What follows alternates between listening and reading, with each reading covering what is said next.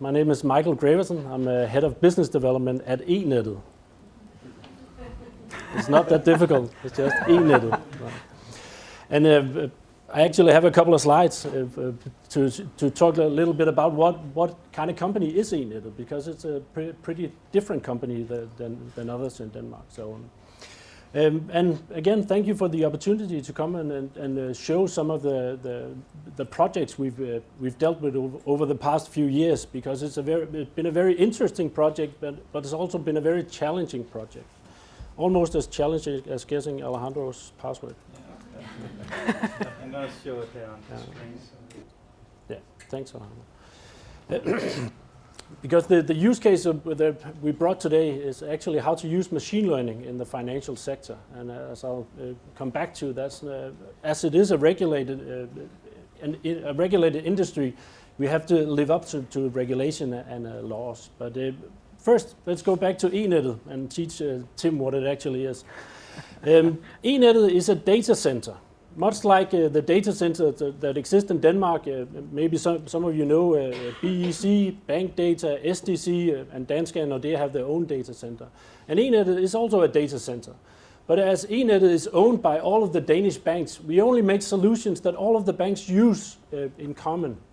So if there is a solution that presents that only makes sense to one bank, we don't make it. We only make solutions that all of the banks use. And some of these solutions are the connectivity between the banks and the public sector. We connect to the tax authorities, we connect to the land registry, all of these public domains. So actually e-nettet connects the financial sector with the public authorities, with real estate brokers, law firms, with the data centers. BEC, SDC are the ones who implement the solutions that we make. So we're kind of in the middle. And as I said before, we're owned by all of the Danish banks. So e-nettet is not in it to make money. We're just in it to make the solutions more efficient, to make the things that go on behind the stage, so to speak, be more digital, so that the customer gets a better experience, a faster and more efficient experience. And just to clarify some of the projects or some of the systems that e-nettet has made over the years, we were founded in 1998. The first solution that we made was a mortgage registry. So all of the mortgage loans in Denmark are available through e-nettet. So if you want to get a mortgage loan and make a calculations if it's the right thing to omlægge lånet, then you just call this registry. The second thing we made is a structurization of all the property data that's available in Denmark. So there's a lot of property data that's publicly available in Denmark about private houses. How big is the house? What kind of building materials? What kind of energy source? All of these things e-nettet collects and system structures and then presents to our owners, the banks and the data centers. Then in 2009, we made the land registry digital. So going from a process where it took weeks to get these document registered, when it's digital, it's a matter of minutes or hours, then you have the documents registry. Then in 2013, we made a platform where all the property transactions go through, e-bolighandel. And also in 2013, we made the connection to the tax authorities. So we made it available for the banks with the customer's approval. You can get the annual tax return and the 3 latest paycheck forms. So again, a process, instead of you having to bring it to the bank, you just give the approval and then it goes on digital. And so on and so forth. And right now, one of the solutions that you maybe know is the NemID Nøgle app, where instead of the cardboard box, you have an app on your phone where you can log on and prove that you're who you are. And again, the replacement for NemID, MitID, is also e-nettet that has the project management of that project. So I hope this gives a kind of idea what kind of company e-nettet is. And again, we're owned by all of the banks, so the solution we make has to be something every bank wants to use. I see nodding heads, so I think, and Tim now knows it's e-nettet. And now for the case that I've brought, where we've actually used machine learning to make more accurate results. We've had for about 10 years a model that can estimate the sale price of all private properties in Denmark. So every month we recalculate and says, this house, we believe that it could be sold for this amount of money. And the old model was based on linear regression and based on the data sources that we had available at that time. And the new model is based on machine learning and also data sources we didn't have available for the old model. And that's the case I'll walk you through. And when we've seen what kind of results you can get through that, I'll also say what was the next step. But again, as most of you probably know, the difference between the traditional programming is that you provide the data, you write the program, you write the rules, and with our old model we had a lot of human experts writing the rules. How much should the distance to the nearest shopping mall mean for the price of the house? How much should it mean if you're close to the water or close to a forest? And these were all human experts writing the rules for this. And again, if you go down to the machine learning, then you provide the data, you provide the result, you provide what kind of output are we looking to achieve. And actually, in this case, where we're making a model to evaluate house prices, we know what the result is. Because there are a lot of house transactions every month in Denmark. Every month we get in between 8,000 or 10,000 new house transactions, and that's the result we're trying to train the machine learning model for. So there we provide the data, we provide the input, and let the machine learning write the rules, so to speak, through all of these calculations. And again, as you've seen, we take all of the property data in Denmark, we structure it, and we present it to a bank. So we thought we were pretty okay when it came to data. We thought structured data, that's our domain. But actually, I think about 70 or 80% of the time and efforts used in this project was to restructure and further define these data points in order to make the machine learning model work and could transact it. So again, as Tim says, don't underestimate the effort you have to make in order to structure data to make these machine learning models work. Also, why did we get into this area of making a machine learning model that could evaluate houses? That's because we have all of this property data. And then again, besides that, through the last 12 or 13 years, we've been collecting the data around the house transactions. So every time a house came for sale, we registered it, we collected the sales text, we collected the pictures, we registered how long has it been for sale, how much has the reduction in price been, and all of these data are also available through e-nettet. And again, we also have images, and we also have the listing text for these property sales. And again, that's the data foundation you need in order to make machine learning models more accurate than the old models. And then, based on all of this, we as you can see, all the property data, all the transaction data, the listing price, some heat maps I'll get back to, or actual noise maps and heat maps, and also the images. We try to feed that into actually Google's TensorFlow and see what kind of results that the machine learning model could make of it. And I'll try to walk you through some of the examples of how we treated data, because as I said before, we now can make meaning out of data we couldn't make meaning out of before. A human can interpret a picture, and a human can interpret a listing price, but a machine couldn't do that. But now we actually have the tools through natural language processing and image processing to get value out of these images and these listing prices. So I'll try to walk you through some what we've done. The first thing we tried to create was these heat maps. And for every property in Denmark, we asked the machine or the technology to, if the property is in the center, make a 50 pixel by 50 pixel map around that property. And then through all the data you can see around house transactions for 13 years, create a heat map of what has importance for the price in that area. And as you can see, and if it lights up, if the heat map lights up, there's something there that affects the price. And again, you can see there's a water that lights up. There's a little meadow or a lake that lights up. There's a freeway that lights up as well. And what these heat maps says that there's something that affects the price. And it can both be positive or it can be negative. But there's something in this 50 by 50 pixel map that affects the price. And again, that is input that we can use in order to try to evaluate some of the other houses.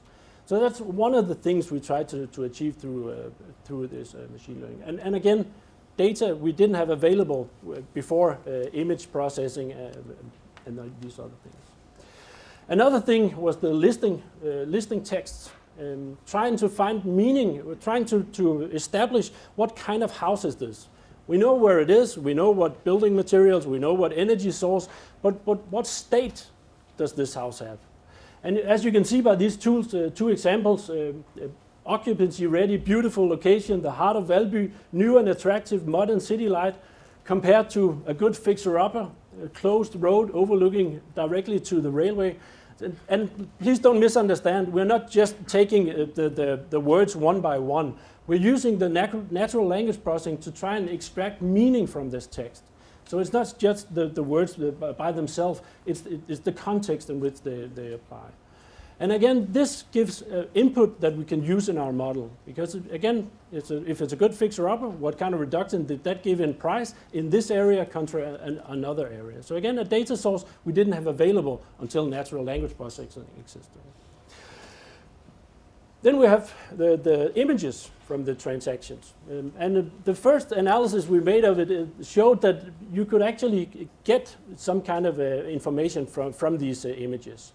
And as you see out here, there are some bathroom pictures, and if it was original or the opportunity to make your own mood, as a real estate broker might say, you should deduct a little from the estimated price. If it was partially fixed, then it should be neutral.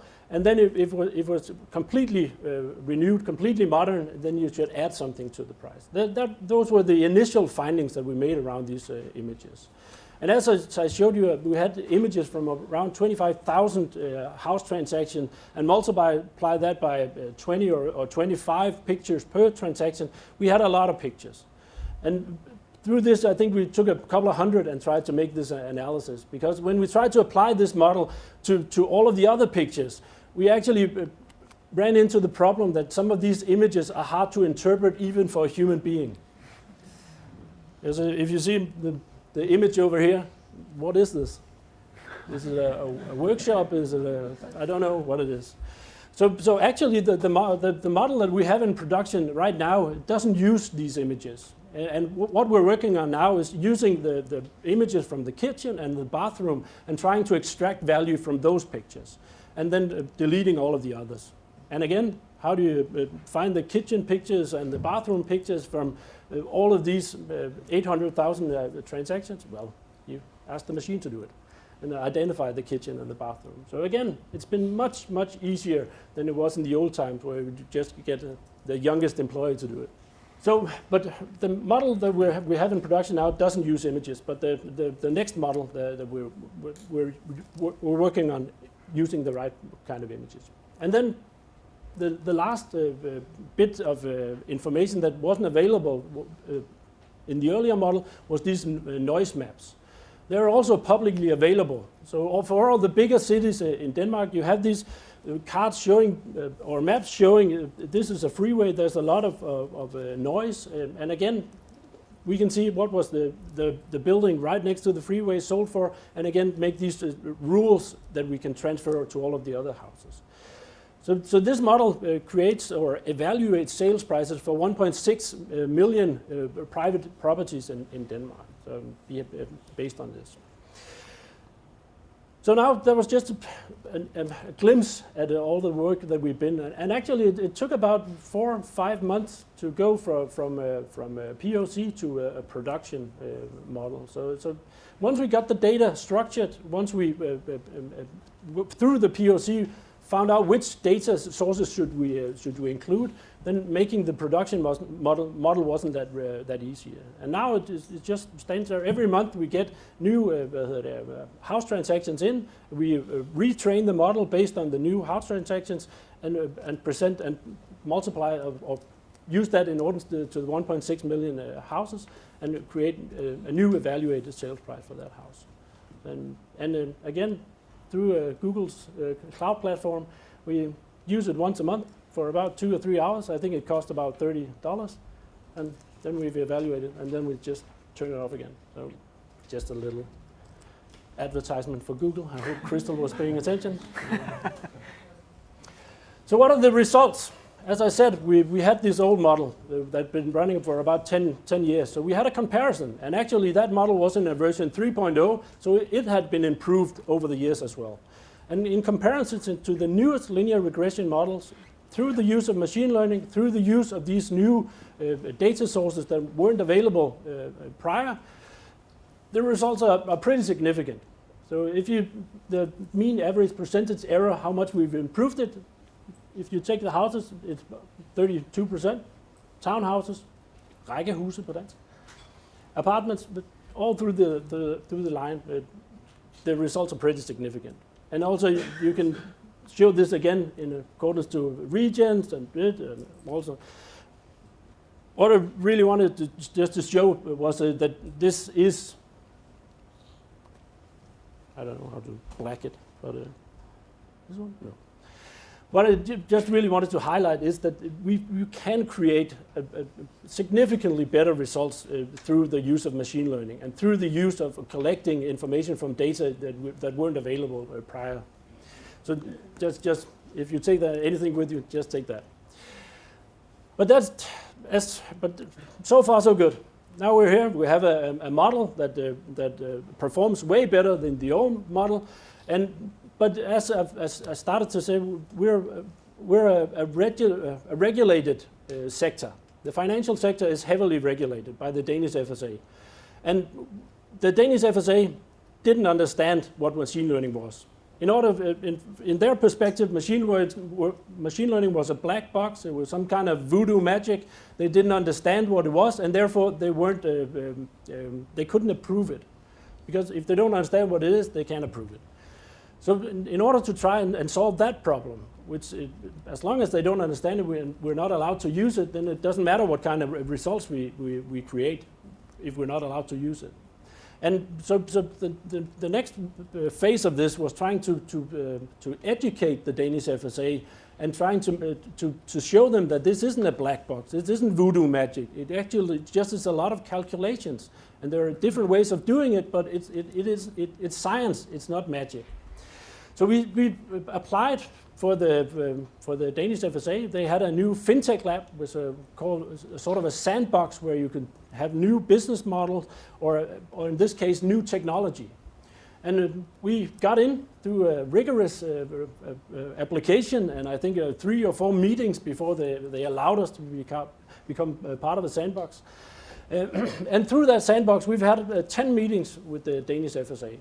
And trying to explain what is machine learning, how does it work, what kind of models is there, how can you document some of it, and because just to exemplify, they're used to models where you can specify what does this variable mean. Because what's the distance to the nearest beach? Oh, we've put that variable at 0.00325. Okay, that's great. But in the machine learning model that we've created, we have 4.5 million variables. So if you have to document every one of them, it would be a tremendous task in itself. So in what other way could we try and show the Danish FSA that this is a tangible model, that it isn't magic, we can explain what goes on behind in the model, so to speak. And we've achieved that. Through these 10 meetings and through both education and discussions and documentations, we now have a framework for how to present machine learning models to the Danish FSA. in a structure that they understand, in a structure that's pretty specified in order to, you have to describe how you store your data, you have to describe the system, you have to describe the governance around the model, all of these things. I think there are about 20 or 22 sections that you have to describe. But if you follow this recipe, so to speak, then the Danish FSA they can understand the model. And that's the first step, is for them to understand in order to get the approval. This isn't a recipe for an approval, because that's up to what the model is and what are you going to use the model for. But if you follow this recipe, then the Danish FSA can understand what kind of model you've created, how it's built, and what are you intend to use it for. So then, again, we try to eliminate that hurdle for it. So I think that was the end of my presentation. So I hope I've, through this concrete example, shown a little bit about what we've tried. And as I've said, it's been a very interesting project and also a very, at times, very challenging project. So any questions? Yeah. The Danish tax authorities have used more than 800 million to make a similar model. What are the performance of your model compared to theirs? Well, we don't know, because I don't think their model is available yet. So even though they used 800 million, I haven't seen any results from it yet. But the big issue, as we've heard it from the tax authorities, is the explainability of the model.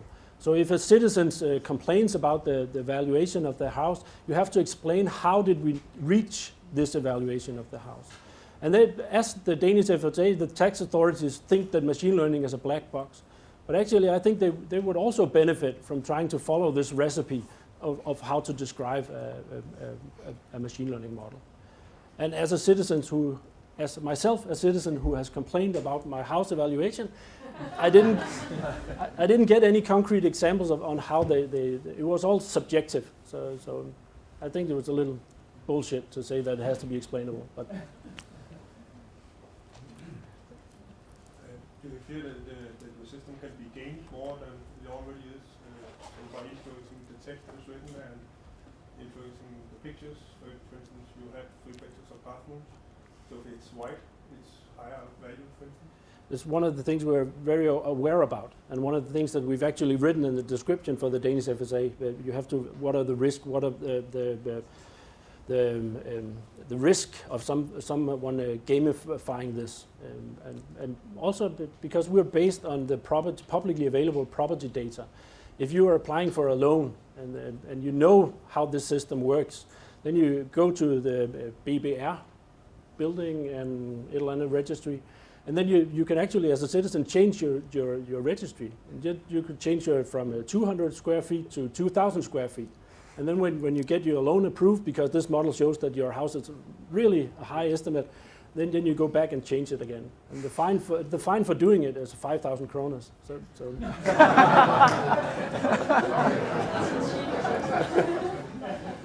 But that's one of the things we've described in this documentation of machine learning, that there's a risk of gamification if people understand how the model works. But people do understand what triggers things in these models. So for instance, you can create adversarial examples to recognizing a person and so on. So you have 4 million parameters. I think it's very difficult to argue that the system could not be yeah, maybe in this room. challenged. But if you see the population of Denmark, and also this model isn't publicly available. This model is for the banks to use in their internal structures.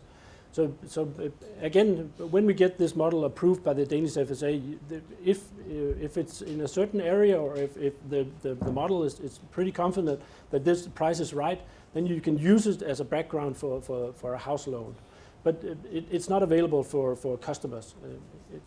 It's not customer facing. It's only internal in the bank. But we're aware of the gamification theory. Yeah. Okay. Yeah. Jim? So one of the themes from last year that all of our speakers said is to do things with data, you have to have buy-in from C-level.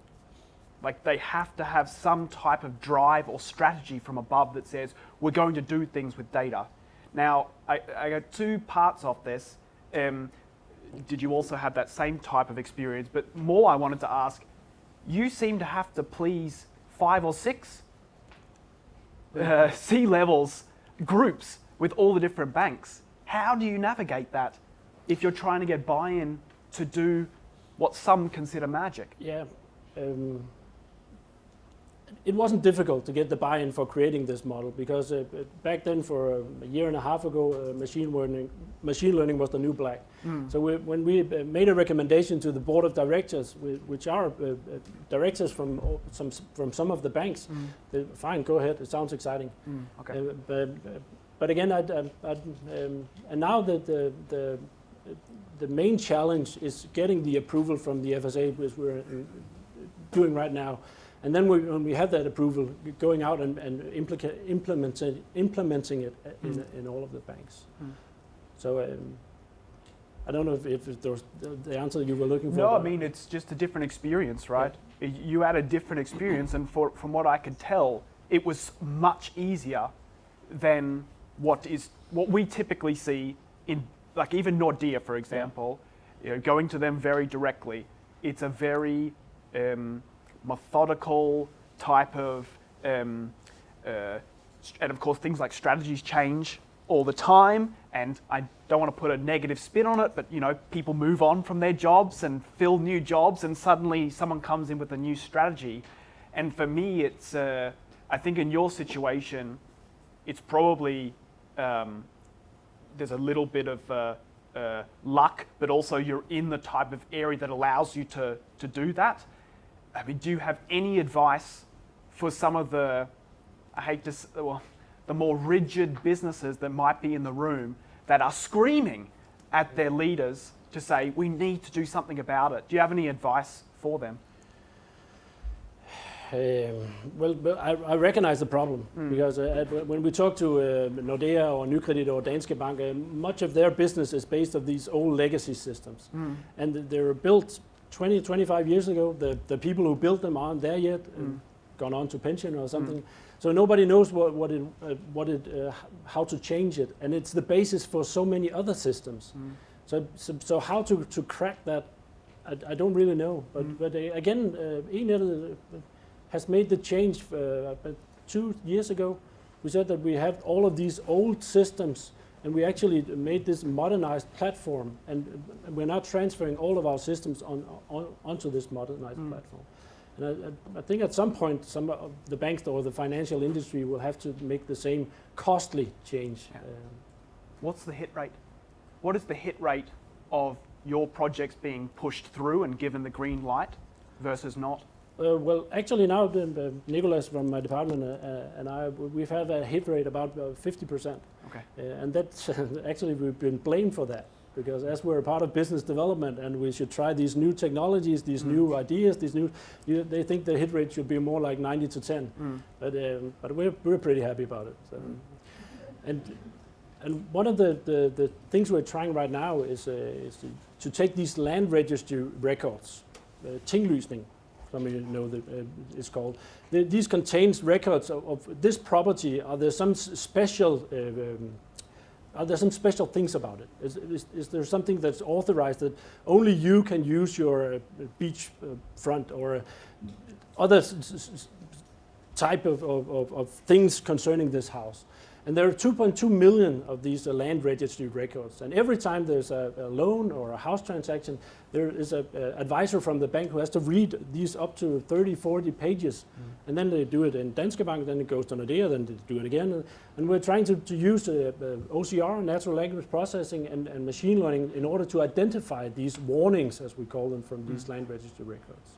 And again, now that we have the recipe for trying to show the FSA what we're doing, what our hit rate, how we build, we can put that into production as well. So, you mean your FSA would be publicly available, or is it only for banks?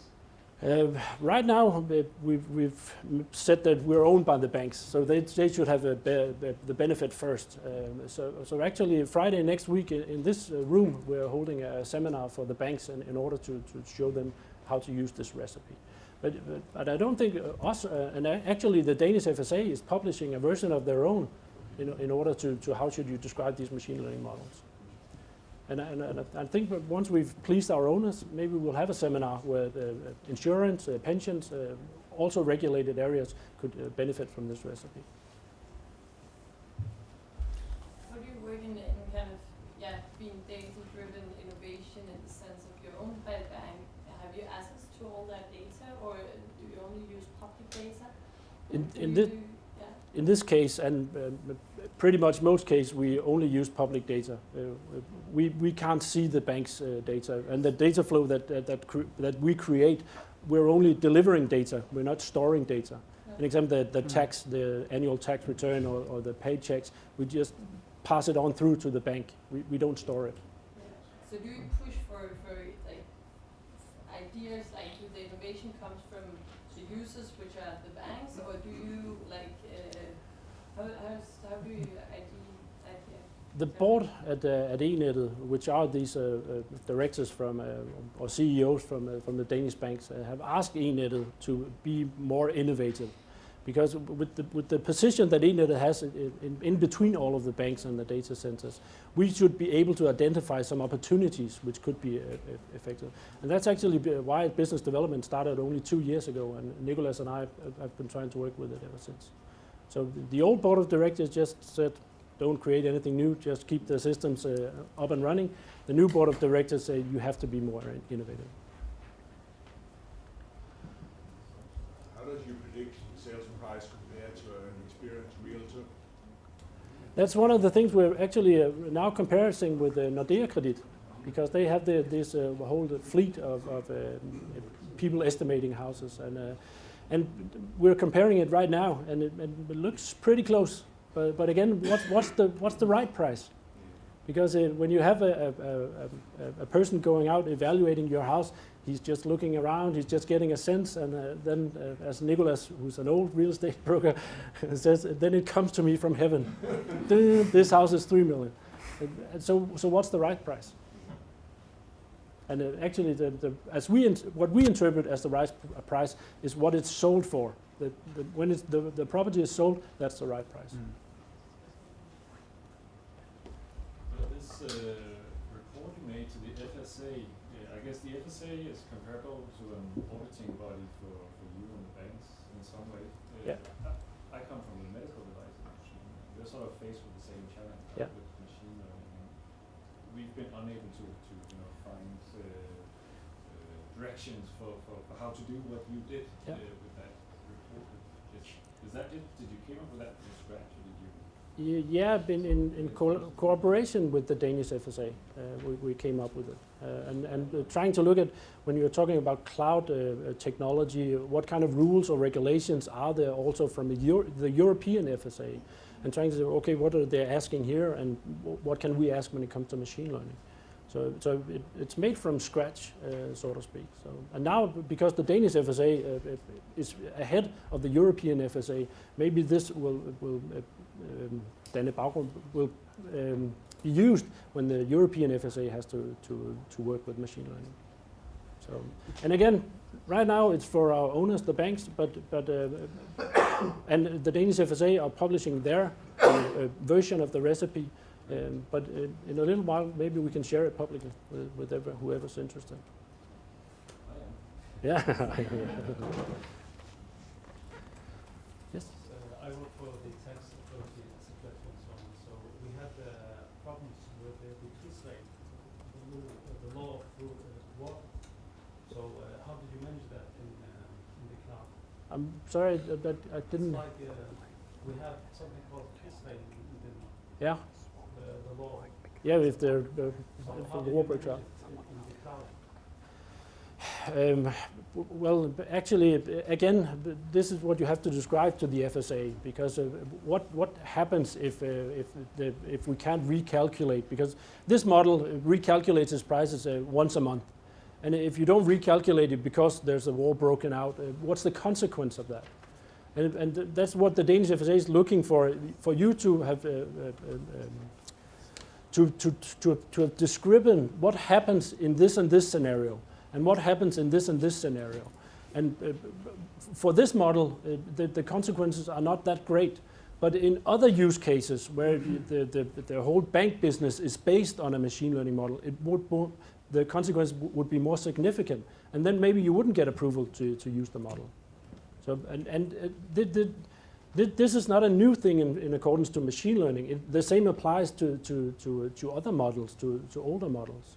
And that's one of the things that just because the new technology emerges, you shouldn't forget the good old rules, so to speak. So. I hope it made sense, and it's been a great time for me practicing my English.